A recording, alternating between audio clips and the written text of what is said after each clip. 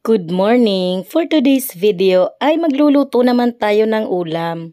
Hindi mo na merienda, hindi mo na puto, hindi mo na kutsinta, kundi nag-request po ang anak ko ng ulam na chicken na hindi naman daw adobo para maiba naman. So ito po ipapakita ko sa inyo kung paano ako nagluto ng chicken na ibang version. Pero parang kamukha lang din siya ng adobo. So, meron ako ditong chicken. Kalahating kilo lang to actually ng manok.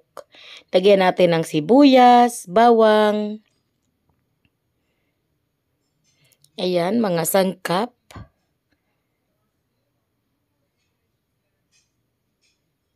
So, lagyan na rin natin ng oyster sauce. Isang piraso lang. Isang sachet ng oyster sauce. Ang laman niya ay mga 2 tablespoon lang. Ganun. So, lagyan natin ng toyo. 4 tablespoon ng toyo yung ilalagay natin. Kasi, may UTI yung anak ko. Hindi siya masyadong pwede sa mga maalat. Saka ayaw niyang maging maitim. So, naglagay pa rin po ako dyan ng suka. 2 tablespoon din. At syempre, itong Sprite.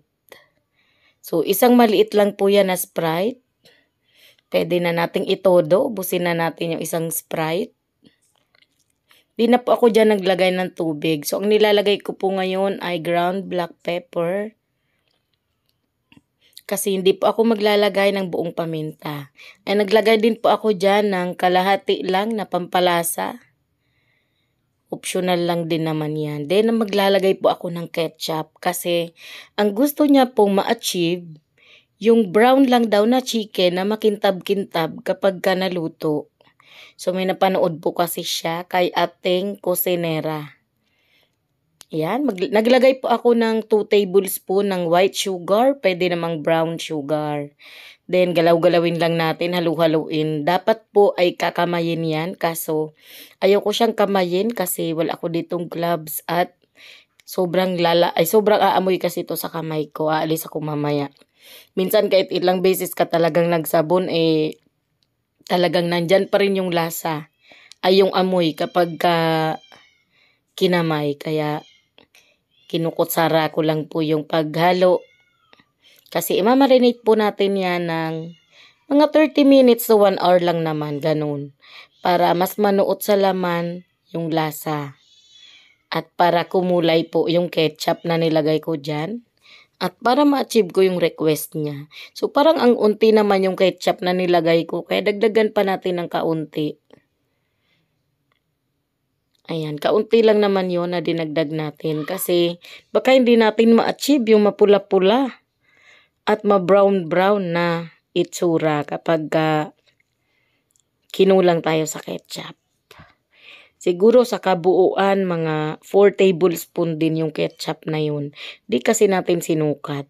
Supposed to be din ako maglalagay ng asin. Kaso tinikman ko, matabang pa siya. Kaya naglagay ako ng 1 teaspoon ng salt. So, ito na siya. Ready na siya para i-marinate lang natin. So, pababayaan lang natin siya ng 30 minutes to 1 hour para lumasa siya. So, nandyan ko na siya hinalo sa at minarinate sa paglulutuan kong kawali para less na tayo sa hugasan. So, yun. Inano-ano lang natin. Ginalaw-galaw lang natin. After ilang minutes. Ako di inabot ng Di inabot ng 1 hour. Almost 1 hour. Tapos binuhay ko na yung ating induction cooker. At naglagay nga pala ako dyan ng laurel leaves. Naglagay tayo ng laurel leaves para dagdag pampabango at pampalasa dito sa ating nilulutong chicken. So, niluluto ko lang yan sa medium lang na apoy. At from time to time ay ginagalaw-galaw ko para naman yung lasa ay mas spread talaga ng gusto dito sa chicken. Dahil wala akong videographer, hindi ko alam na nausukan na pala yung camera natin at lumabo na pala. O, diba? Ganun talaga kapag mag-isa ka lang na nagbe-video. So, hindi ko napansin. So, every time po na nagluluto ako ng chicken, always 30 minutes po yan. May timer kasi itong induction cooker ko, kaya naka 30 minutes po lagi. So, ito po nasa 25 minutes na at ganyan na po yung itsura, na wala na yung sabaw. Yung sauce niya ay ay nawala na. Natuyo na, kunti na lang natira at na-achieve na natin yung makintab-kintab at kulay brown lang na luto sa chicken.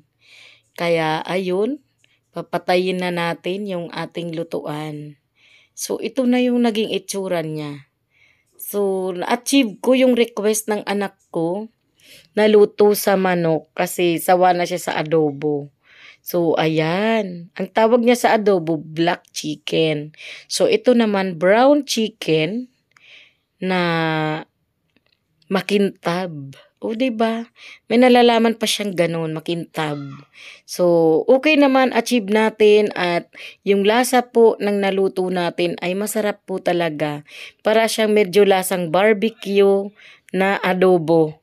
O, diba? So, meron na naman akong bagong na-discover na magiging favorite ng anak ko. So, hanggang dito na lang po muna tayo for today's video. Thank you so much po sa mga patuloy na nanonood sa mga videos ko. Bye!